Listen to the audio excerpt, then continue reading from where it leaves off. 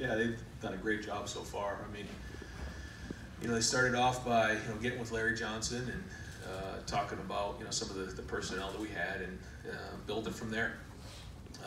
Greg with a ton going on with the front in terms of the run game and the front seven, and then Jeff piecing it together on the back end with the coverages. So they've been doing a really good job. A lot of give and take there, and Jeff had to make a few adjustments. Going from the NFL hashes to the college hashes and some of the other things, but they're flying around right now. I think the guys on defense feel like they're getting better, and I think most of you guys were at practice today. A lot of energy, and you guys are running around having fun. So. My bad.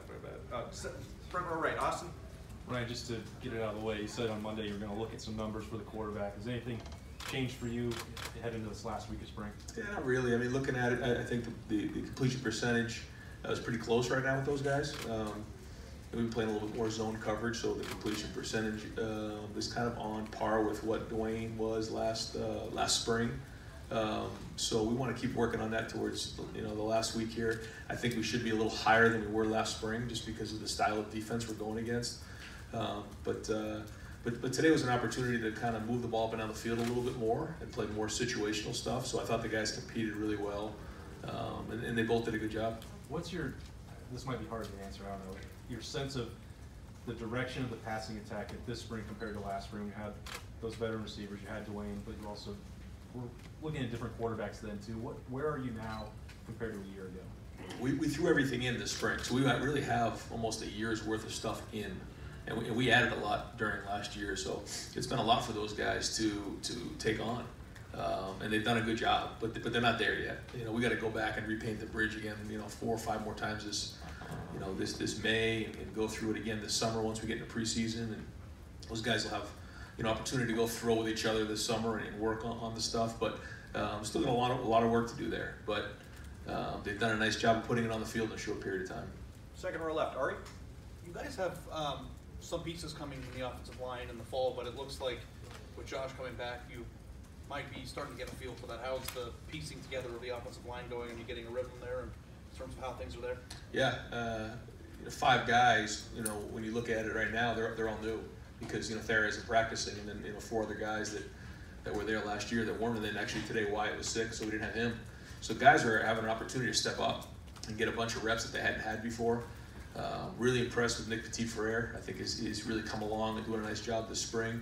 But guys are getting in there. I thought Josh is really getting a handle and more comfortable every practice being up front and being in charge of everybody up front, making the calls and the protections. So, I think this is really good for us moving forward. And then we get in the preseason, we'll have really 5 new guys getting in there. Thayer back from his injury, and then 4 other guys in there. So there'll be more depth there, and then they'll keep competing for the starting spots. I know that you've been asked about Garrett Wilson quite a bit, but obviously first spring, you guys are getting towards the end, close to the spring game. How's this progression? Is he still kind of on the way up here, or are you seeing some pretty big improvement from him? And he seems to stand out to me from watching. Yeah, he does. He's got really good body control, excellent ball skills, does a nice job down the field in terms of timing up and jumping and going to make plays.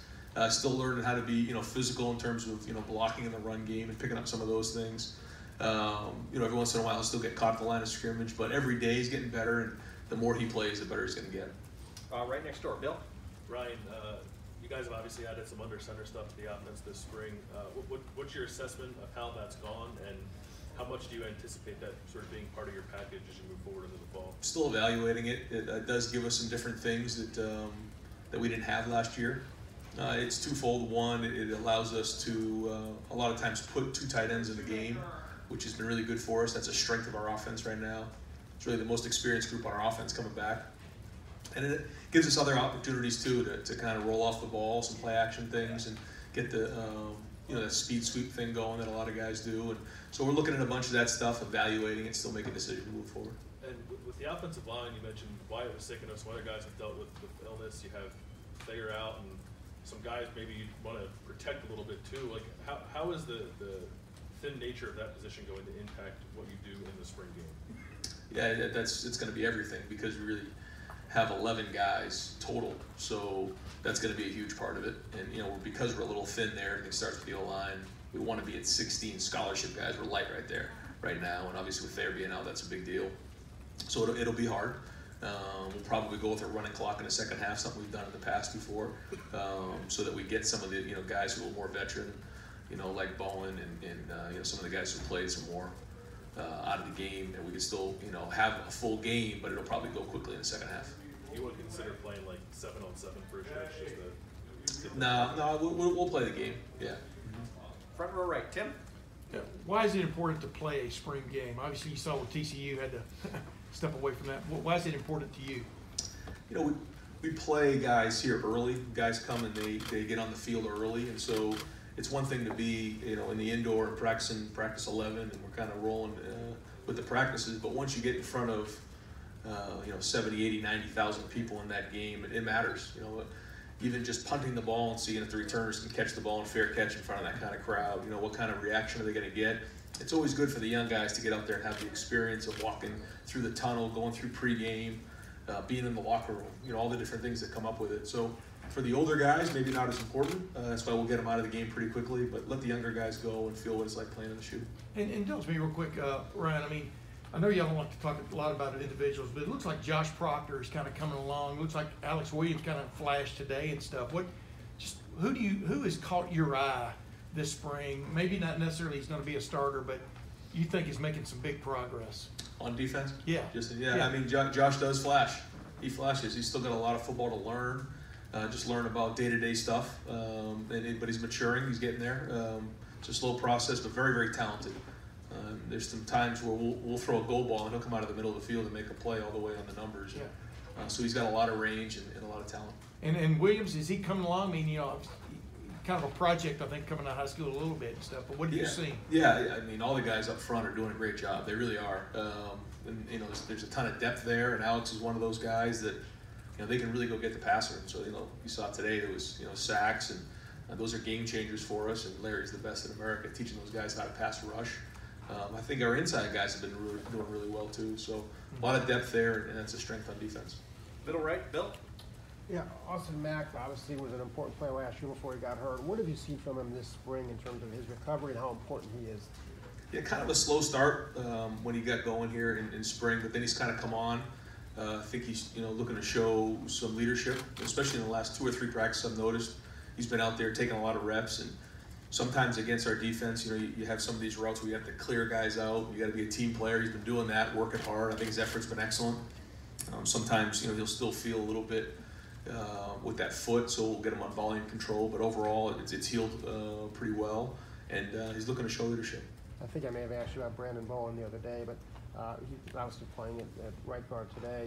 How versatile is he? How important is he to this line in terms of on and off the field? Yeah, he has to be a leader for us. We talk about that all the time because he's played so much, and some of these other guys haven't. And he's played multiple positions. He played left tackle, left guard, right guard. And so to be able to plug a guy in like that, we lose Wyatt. We're able to put Bowen in there, and he's able to play. And we're operating today pretty good on offense. Then that's a huge deal for us, and he's unselfish that way, which means a lot. Third row right, Rob? Ryan, can you take us back to Florida for just a second, your brief stint there, and Greg Madison, did he make an impression on you then in any way, and in what way? Yeah, he sure did. I was pretty impressionable at that point. I was probably 23, 24 years old, and that was the year I got married in 2005. I remember it pretty clearly. He's first off, he's a great man, great husband, great dad. Kind of has that feel where mentor feel, where you look to him for advice. He's been around a long time. He's seen a lot of football and a lot of wisdom, and I felt like that was important to have. And so he's done that. He's somebody that the guys look to with a lot of respect, where he's been, who he's coached, what he's done. And so when he speaks, people listen. And I think that, for everybody on defense, the staff and for the players, they look to him as kind of a steadying force there, someone they can grab onto. And so when we had an opportunity to get him, that was important for us. I wanted to ask you about that. Did you go to him with, this is what I want the defense to look like? How much input from him in terms of that give and take before you hired him? There was a lot of conversation. The conversations were with Larry, the conversations were with Jeff and with Greg. And my vision was that one of those guys all to get together with all their backgrounds and figure it out. What is the best for the guys that we have right now, knowing that we have one of the best defensive line recruited, recruited one of the best defensive lines in America. We want 4 of those guys on the field. We didn't want to go to a 3-down structure that much, and so that was kind of the only thing I had. Other than that, let's go figure this out. How do we stop the run in this conference? And then how do we do a great job with our DBs in terms of getting our hands on footballs and continuing to develop some of the best DBs in America. And Jeff's the best. He does an unbelievable job, and those guys are playing with great confidence right now, and they feel like they're getting better. Did you know that Greg already had sort of a similar philosophy as you? Was that part of the? Yeah, because of just being around him for that year and seeing the way he worked and knowing what his philosophy was and his principles. Yeah. Third row left, Dan. One thing that seems that just about every coach has said on his staff this spring is that nobody has egos here, that you're all working together. How much have you seen that? How important do you think that is, that everybody doesn't have a big ego and that everybody's kind of willing to work off each other? Yeah, it's huge. That's huge. We had an exercise today to start off the day where we had our guys write down on a piece of paper, what's your purpose? We had CEO of Amgen come in and speak to our team the other day, and he talked about what the purpose of their organization was. So I challenged our players to do that, and I challenged the coaches as well. Like, what is your purpose? And so many of them put their teammates, their family, wanting to be great.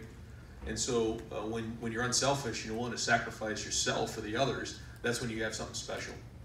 And one of my other visions was just the energy every day walking into this building.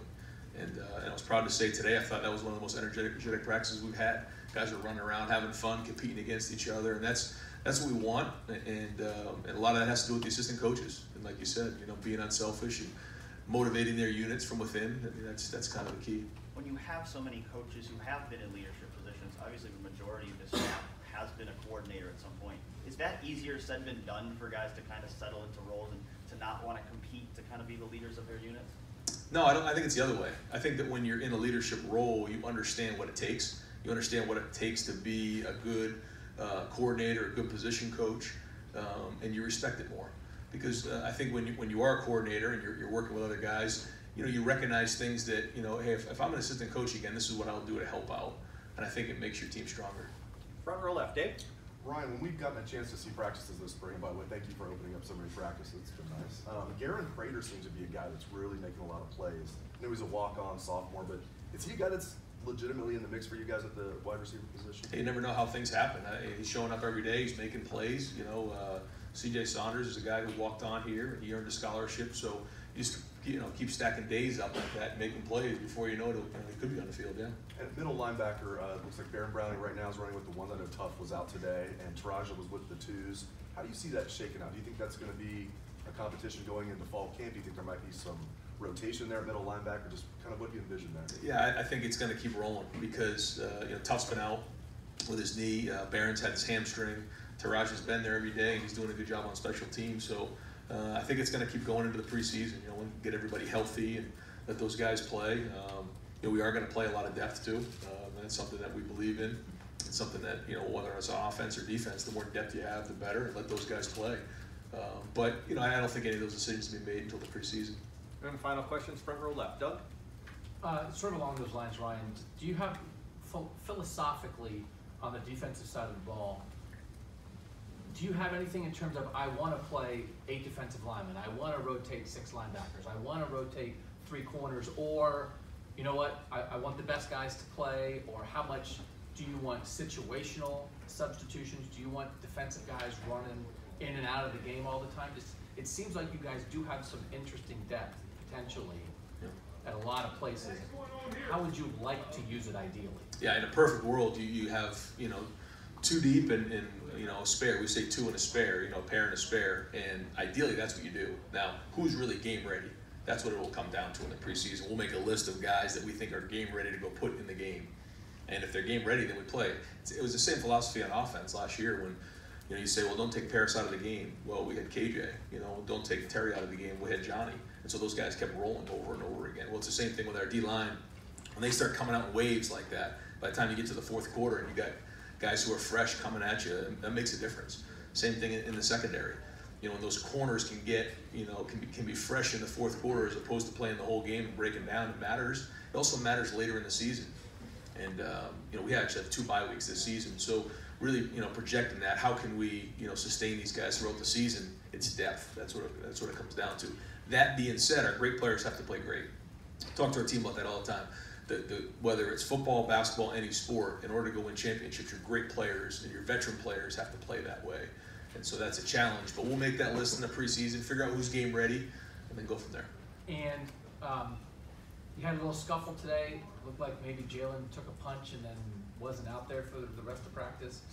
I know that stuff kind of happens, but when you see that, what do you think as head coach? I like the fact that they're going after it. I think that if you don't have any kind of scuffles, then maybe you don't have the right team. If you have too many, then it starts to get reckless. I think if you have 1 or 2 every now and again, I think it's good. You never want it to get, you know, too over the top.